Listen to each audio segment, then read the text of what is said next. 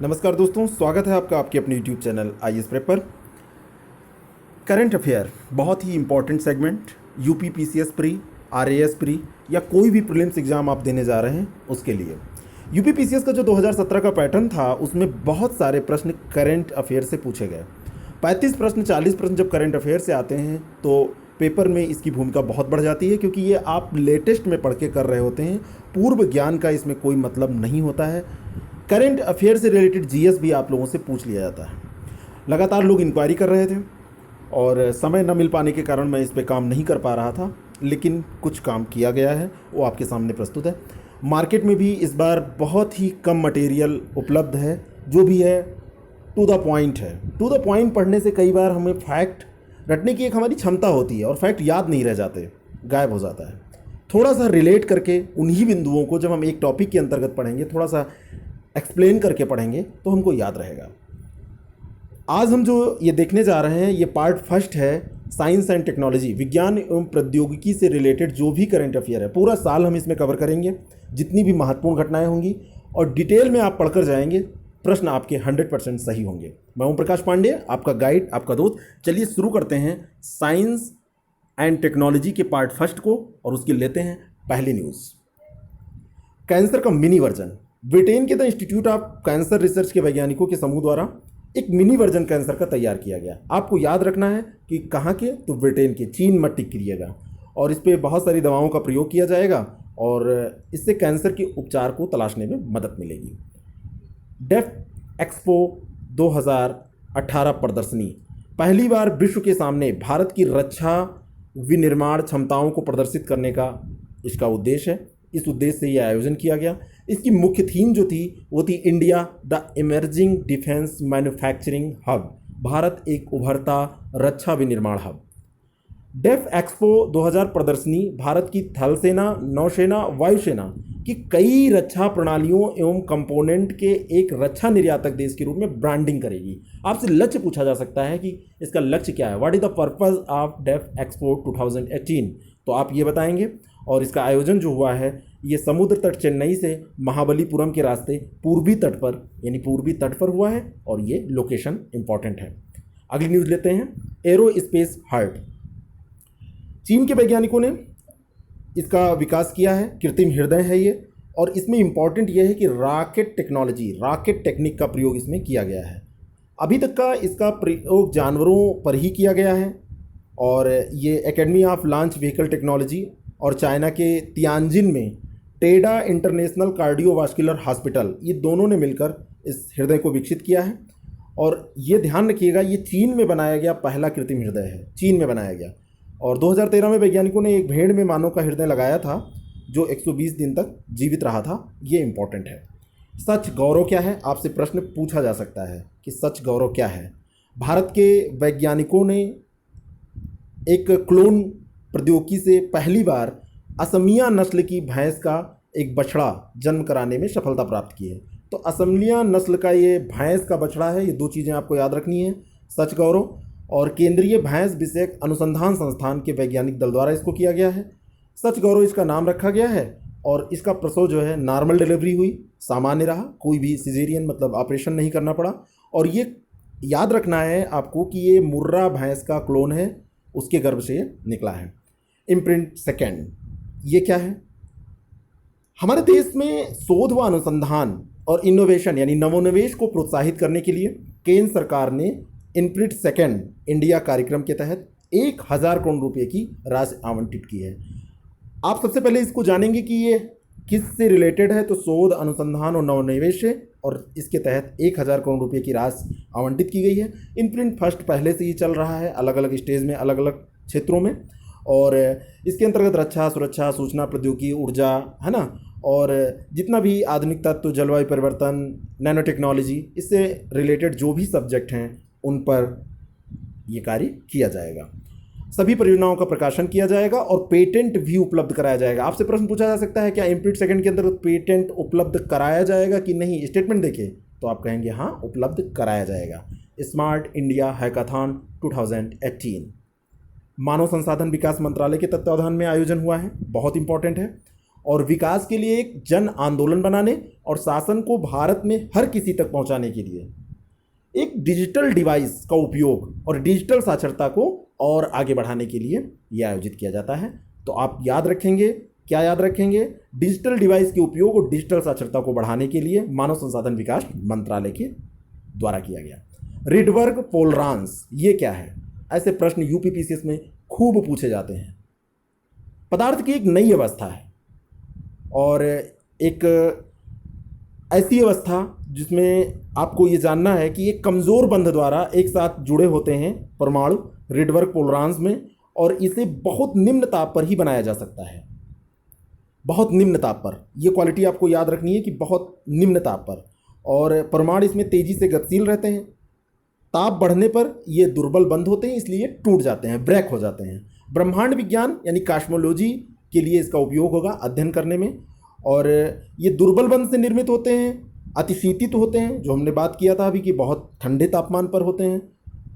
तो भौतिकी को समझने में इसमें मदद मिलेगी।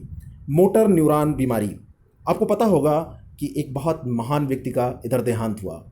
वो महान व्यक्ति थे स्टीफन हॉकिंग। मैं इनको बहुत बहुत महान व्यक्ति मानता हूँ। मेरे ख्याल से इस सदी का सबसे महानतम व्यक्ति इनको घोषित किया जाना चाहिए। कैम्ब्रिज में इनका निधन हुआ है, ये आपसे पूछा जा सकता है स्थान भी पीसीएस में। 76 साल की उम्र में ये इनकी जीवन लीला समाप्त हुई। लेकिन 21 वर्ष के जब ये थे तो इनको ये बीमारी हो गई थी, मोटर न्यूरॉन बीमारी। होता क्या है इस बीमारी में? आपने देखा होगा या आप सर्च कीजिएगा, ये व्हील चेयर पर बैठे रहते थे और ये चलने फिरने, बोलने, सुनने, खाने पीने हर चीज़ में असमर्थ थे। सेंसर्स के जरिए बातचीत होती थी तो सारे अंग काम करने बंद कर देते हैं इस बीमारी के तहत। पूरा शरीर लकवाग्रस्त हो जाता है और मनुष्य के जीवन की जो अवधि है वो कम हो जाती है। लेकिन हॉकिंस के केस में, स्टीफन के केस में ये नहीं हुआ। ये 76 साल जिए। ये अपवाद था और ठीक भी है। ऐसे लोगों की हमें ज़रूरत थी। ऊपर वाला भी देखता है, उसके भी आँख कान है कि इनको और ज़रूरत थी पृथ्वी पर रहने की, तो इनको और रोका गया। चंद्रयान 2, भारतीय अंतरिक्ष और अनुसंधान संगठन यानी इसरो ने अप्रैल 2018 से अक्टूबर-नवंबर 2018 तक भारत के दूसरे चंद्र मिशन चंद्रयान 2 का लॉन्च स्थगित कर दिया। पहले ये अप्रैल 2018 में होना था, तो वहाँ तक ये स्थगित हो गया है। और अब इसके बारे में थोड़ी जानकारी हम ले लें। ये जियो सिंक्रोनस सैटेलाइट लॉन्च वाहन MK3 यानी कि GSLV F10, ये दोनों नाम याद रखिएगा, MK3 और GSLV F10 के बोर्ड पर लॉन्च किया जाएगा। मतलब ये दोनों नाम आपको याद, दोनों तरह से प्रश्न पूछा जा सकता है, MK3 या GSLV F10। और चंद्रयान फर्स्ट के बारे में हम बात करें, 2008 में ये लॉन्च हुआ था। इसका ये उन्नत संस्करण है और इसे इसरो द्वारा स्वदेशी तौर पर विकसित किया गया है। ठीक है ना। चंद्रमा की सतह पर सॉफ्ट लैंडिंग चंद्रयान 2 मिशन का सबसे जटिल हिस्सा होगा। केवल अमेरिका, रूस, चीन, ये 3 देश हैं जो सॉफ्ट लैंडिंग करने में अभी तक सफल हुए हैं। तो भारत ऐसा करने वाला अगर सफल होगा तो चौथा देश होगा। सफल होगा, निश्चित होगा। विश्व क्षय रोग, टीबी के बारे में हम बात करते रहते हैं और भारत के लिए बहुत बड़ा चैलेंज भी है। 24 मार्च को पूरे विश्व में ये मनाया जाता है, विश्व क्षय दिवस। और इसका उद्देश्य क्या होगा? लोगों को जागरूक करना इस बीमारी के बारे में, इसके रोकथाम के कदम उठाना और लोगों को इससे बचने के उपाय बताना, उनको सही करने के लिए क्या करना चाहिए। भारत ने विश्व स्वास्थ्य संगठन की निर्धारित समय सीमा से 5 साल पहले, उसने 2030 निर्धारित की, लेकिन भारत ने 2025 तक ही भारत को क्षय रोग मुक्त बनाने का लक्ष्य तय किया है। तो 2025 ये सन आपको याद रखना है, हर हालत में भूलना नहीं है। फ्लोरीमीटर, निश्चित तौर पर यह प्रश्न पूछा जाना चाहिए। परमाणु ऊर्जा विभाग की एक इंदौर स्थित इकाई है और उन्नत प्रौद्योगिकी संस्थान इसको बोलते हैं, उसके द्वारा इसको विकसित किया गया है। और इसका इम्पॉर्टेंस ये है कि ये पानी में जो यूरेनियम की मात्रा होती है उसको मेज़र कर सकती है, उसको माप सकती है। ये इसका इम्पॉर्टेंस है। तो पानी में यूरेनियम की मात्रा नापने के लिए ये यंत्र है। ठीक है ना। तियागोंग फर्स्ट चीनी स्पेस स्टेशन है ये, और है नहीं, ये था। चीनी अंतरिक्ष प्राधिकरण द्वारा जो जानकारी दी गई उसके अनुसार ये दक्षिणी प्रशांत क्षेत्र में नष्ट हो गया है। जानकारी दी गई है तो माना ही जाएगा, लेकिन चीन को सब लोग संशय की निगाह से देखते हैं। खैर देखिए, इंटरस्टिटियम, हमको तो क्या करना है, हमको तो याद रखना है कि तियागोंग फर्स्ट क्या है, तो बता देंगे चीनी स्पेस स्टेशन था, बस ख़त्म मामला। इंटरस्टिटियम मानव शरीर में खोजा गया एक नया अंग है। आपसे पूछा जाए कि इंटरस्टिटियम क्या है, तो मानव शरीर में खोजा गया एक नया अंग है। वैज्ञानिकों को उम्मीद है कि मनुष्य के शरीर में इस नई खोज की मदद से कैंसर कैसे फैलता है, इस चीज़ को हम समझ पाएंगे। और इसको खोजा किसने है? इजराइल मेडिकल सेंटर, मेडिक्स वहाँ का मेडिकल सेंटर है, उसके डॉक्टरों के द्वारा ये खोजा गया है। इजराइल, ध्यान रखिएगा। और किससे रिलेटेड है? ये मानव शरीर के अंदर खोजा गया एक अंग है और कैंसर का अध्ययन इसमें करने में मदद मिलेगी। GS86A संचार उपग्रह का सफलतापूर्वक प्रमोशन किया गया। GSAT जिसको आप बोलते हैं, GSAT बोलते हैं ना, तो GSAT 6A की बात हो रही है। 29 मार्च 2018 को किया गया। भूतुल्यकालिक उपग्रह प्रक्षेपण यान GSLV F8 के द्वारा किया गया। GSLV F8 के द्वारा प्रश्न यही पूछा जाएगा कि किसके द्वारा किया गया। GSLV 6, 8, 9, 10 ऐसे ही विकल्प बना दिए जाएंगे, तो GSLV F08 याद रखना है आपको। और ये संचार उपग्रह है, ये आप जानते ही होंगे। और ये इसकी GSLV की 12वीं उड़ान थी, ये भी आपको लगे हाथ जान लेना चाहिए। श्री हरिकोटा स्थित सतीश धवन अंतरिक्ष केंद्र से इसको प्रक्षेपित किया गया। ये स्थल भी इम्पॉर्टेंट है, कहाँ से किया गया। और स्वदेश निर्मित क्रायोजेनिक इंजन इस प्रक्षेपण यान के तीसरे चरण में लगा है। आपसे ये भी प्रश्न पूछा जा सकता है कि किस चरण में हुआ है इसका प्रयोग, तो थर्ड स्टेज जो होता है ना, अलग अलग स्टेज ऐसे इसके होते हैं ना, तो तीसरा ऐसे ये होता है, या 1, 2, 3, तो ये थर्ड स्टेज में इसको लगाया गया क्रायोजेनिक इंजन को। स्वदेशी क्रायोजेनिक इंजन लगा है इसमें। RS-300 ध्वनि रॉकेट, RS-300 ध्वनि रॉकेट के बारे में हम जानकारी ले लेते हैं। ये भारत ने मौसम की सटीक जानकारी हासिल करने के लिए 6 अप्रैल 2018 को लॉन्च किया है। मौसम की सटीक जानकारी से संबंधित है RH-300 साउंड रॉकेट। आपको याद रखना है, विक्रम साराभाई अंतरिक्ष केंद्र द्वारा विकसित केरल के Thumba equatorial rocket launching station से इसको लॉन्च किया गया है। दोनों जानकारी बहुत इंपॉर्टेंट है। डार्क वेब चर्चा में रही थी, बहुत ज़्यादा चर्चा में रही। होता क्या है, जब आप नेट पे सर्च करते हैं तो सजेस्टेड साइट बहुत सारी आती हैं, कुछ भी आप सर्च करेंगे। जैसे आप कोई करंट अफेयर का मटेरियल डालेंगे तो IAS प्रेप भी लिस्ट में आ जाएगी, यूट्यूब पे ये पड़ा हुआ है। तो बहुत सारी वेब्स हैं, मतलब वेब मतलब ये WEB की मैं बात कर रहा हूँ, वेबसाइट वाला वेब, तो वो तुरंत सर्च करने पे आ जाती हैं। लेकिन बहुत सारी वेब होती हैं जो छुपा ली जाती हैं। तो जब ड्रग्स का व्यापार, स्मगलिंग जो भी होती है, तो उनके खरीद फरोख्त के लिए डार्क नेट का इस्तेमाल किया जाता है। यानी कि जो उसको जानेगा सही से वही की डालेगा, वही चीज़ें टाइप करेगा, तभी ये खुलेंगी। तो इनका इस्तेमाल इन एरियाज़ में किया जाता है। ये ऐसे भाग होते हैं जिनको सर्च इंजन से एक्सेस नहीं किया जा सकता। गूगल, याहू, कोई भी आप उसमें डालेंगे तो नहीं आएगा। मैंने बताया ना आपको, ये छुपा रहता है। तो मानव तस्करी और जो नशीले पदार्थ हैं, इनके खरीद फरोख्त में, हथियारों के खरीद फरोख्त में इसका उपयोग किया जाता है। तो इसलिए ये चर्चा में रहा। Massive memo radio, massive memo radio ये क्या है? 5G उपकरणों के मानक स्थापित करने, अनुसंधान और निर्माण के क्षेत्र में भारत को प्रमुख केंद्र के रूप में स्थापित करने के लिए मैसिव मीमो रेडियो प्रयोगशाला IIT दिल्ली में स्थापित की गई। आपसे पूछा जाए तो ये 5G से संबंधित है। 4G आप इस्तेमाल कर रहे हैं, यानी कि 4th जनरेशन आप इस्तेमाल कर रहे हैं। 5वीं पीढ़ी के मोबाइल अब आने लगे हैं, धीरे धीरे नेटवर्क भी अब विकसित किया जाना है। तो इसका आरंभ 13 अप्रैल को होगा और ये भारत में अपने तरह की पहली प्रयोगशाला है। 5th जनरेशन से संबंधित है। लगे हाथ हम 5G के बारे में जान लें तो ये मोबाइल तथा इंटरनेट की 5वीं पीढ़ी होगी 5G से ही, यानी कि 5th जनरेशन। और यहाँ पर एक बार प्रश्न लोअर सबऑर्डिनेट में पूछा गया था, मैंने पेपर में देखा है कि कभी कभी स्पीड पूछ लेता है, तो इसकी गति 4 से 5 GB प्रति सेकंड तक होगी। खैर ये एयरटेल, जियो और आइडिया और BSNL ये सब देती नहीं है, लेकिन ये क्या होता है, लैब में जो टेस्ट होता है उससे इसकी स्पीड जो मिलती है उसको लिख दिया जाता है ना, थ्योरी के तौर पे। तो 5G की गति अधिकतम 20 GB प्रति सेकंड तक मानी जा रही है कि ये 20 GB प्रति सेकंड तक जाएगा। काश इतनी स्पीड आ जाती तो ब्रॉडबैंड हम लोगों को वाईफाई वगैरह की ज़रूरत, मतलब ब्रॉडबैंड के द्वारा वाईफाई नहीं चलाना पड़ता। लेकिन देखिए क्या होता है। तो ये इसके बारे में इतनी जानकारी आप रखिएगा। विश्व होम्योपैथिक दिवस, तो होम्योपैथी आप जानते हैं, मीठी मीठी गोलियाँ बचपन में आपने चुरा के खाई होंगी।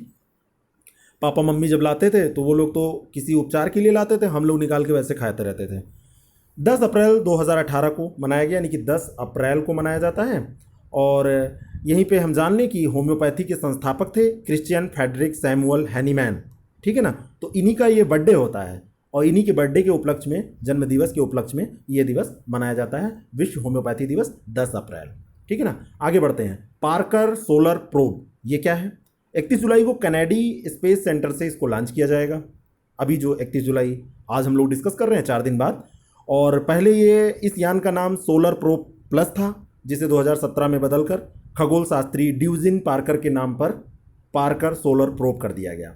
और इसके बारे में जो सबसे महत्वपूर्ण बात है जो आपको याद रखनी है, यह पहला कोई यान होगा जो सूर्य के वातावरण में प्रवेश करेगा। पहले भी ये चर्चा में रहा है। और ये सूर्य की कक्षा के करीब 40 लाख मील के घेरे में प्रवेश करेगा। बहुत ही इंपॉर्टेंट है, याद रखिएगा, पार्कर सोलर प्रोब।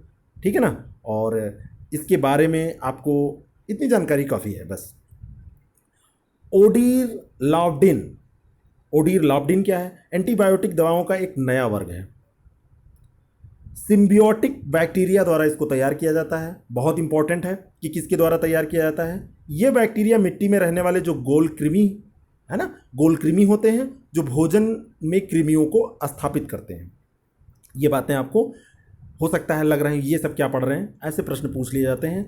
ओडीर लावडिन आपसे पूछा जाएगा क्या है, तो एंटीबायोटिक दवाओं का एक नया वर्ग है। याद हो गया ना। आगे बढ़ते हैं। हीमोफीलिया दिवस पूरे विश्व में 17 अप्रैल को ये मनाया जाता है। हीमोफीलिया दिवस 17 अप्रैल। अभी आपने होम्योपैथी दिवस पढ़ा था, याद करिए क्या पढ़ा था, ऐसे याद किया कीजिए तभी तो तैयार होगा। हीमोफीलिया तथा अन्य आनुवंशिक खून बहने वाले विकारों के बारे में जागरूकता फैलाने के लिए ये दिवस मनाया जाता है। इस बार का जो थीम था, sharing knowledge makes us stronger. Sharing knowledge make us stronger, haemophilia का यही थीम था दिवस का। यह एक प्रकार की आनुवंशिक बीमारी है जो बच्चों में उनके माता पिता से पहुंचती है। यहीं पे हमने देख लिया, मतलब साइंस का एक प्रश्न कि ये कैसी बीमारी है, ऐसे पढ़ना चाहिए करंट। IRNSS फर्स्ट आई सैटेलाइट, ये क्या है? PSLV C41 के माध्यम से इसको सतीश धवन लॉन्च पैड जो है इसरो द्वारा, इसको 12 अप्रैल को प्रक्षेपित किया गया वहाँ से, और 2 दिन बाद इससे संपर्क टूट गया।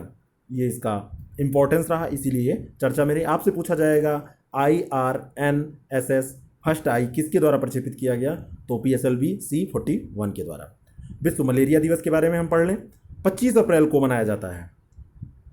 मलेरिया रोग से जो जुड़े वैश्विक प्रयास हैं, उनके नियंत्रण से जुड़े उन प्रयासों को पहचानने हेतु, उनको मान्यता देने हेतु मनाया जाता है। इस बार की थीम हम देखें, विषय देखें तो मलेरिया को हराने के लिए तैयार, रेडी टू बीट मलेरिया, ये इसकी थीम थी। अब यहीं पे हम देख लें तो मलेरिया मच्छर से उत्पन्न होने वाली संक्रामक बीमारी है, आपको पता होगा, जो आमतौर पर संक्रमित मादा एनाफ्लीज जो आप पढ़ते हैं वो मच्छर काटने से फैलती है। और ये परजीवी प्रोटोजोन्स होते हैं, है ना, प्रोटोजोन्स होते हैं, प्रोटोजोआ जो आप पढ़ते हैं वो होते हैं, और उसके कारण होती है। ये परजीवी शरीर में क्या करते हैं, जो आरबीसी रेड ब्लड सेल्स जो होते हैं, लाल रक्त कोशिकाएं, उनको संक्रमित कर देते हैं और नष्ट करके उनको बढ़ाते हैं, मतलब नष्ट कर देते हैं, संक्रमित कर देते हैं, ये कार्य करते हैं। विश्व यकृत दिवस, विश्व यकृत दिवस हर साल 19 अप्रैल को मनाया जाता है। आप सोचेंगे कितने दिवस एक साथ हो गए, सब आपको याद हो जाएगा, बस 1-2 बार ये वीडियो देख लीजिए, थोड़ा बहुत चाहिए तो नोट कर लीजिए। विश्व यकृत दिवस 2018 के लिए जो थीम निर्धारित की गई, riding new waves in liver diagnosis, staging and treatment. Riding new waves in liver diagnosis, staging and treatment, ये थी विश्व यकृत दिवस 2018 की थीम। पार्ट फर्स्ट यहीं पे समाप्त होता है। पार्ट सेकंड के साथ हम जल्द ही आपसे मिलेंगे। जल्दी हमको कवर करना होगा जिससे कि आपको टाइम मिल जाए रिवीजन करने का। अपना रिस्पांस दीजिएगा, क्या आपका फीडबैक रहा, समझ में आया ये प्रयास, क्या आपके लिए उपयोगी है, तो इसको आगे और बढ़ाया जाएगा। Thank you very much.